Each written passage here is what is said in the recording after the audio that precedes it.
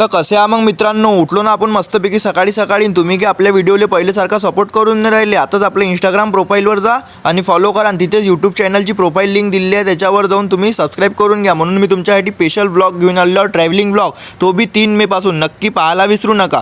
मग आपण निघालो ना राजवीरसोबत मस्तपैकी लग्नात जायला. लग्नात पोहोचलो आपण मस्तपैकी आपला स्कॉट घेऊन.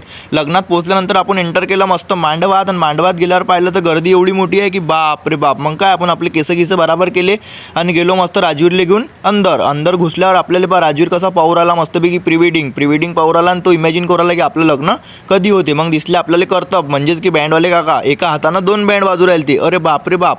मग आपल्याला दिसला मस्तपैकी डान्स. मग डान्स पहा तुम्ही बोटतो किती मस्त करू राहिले हे काकू.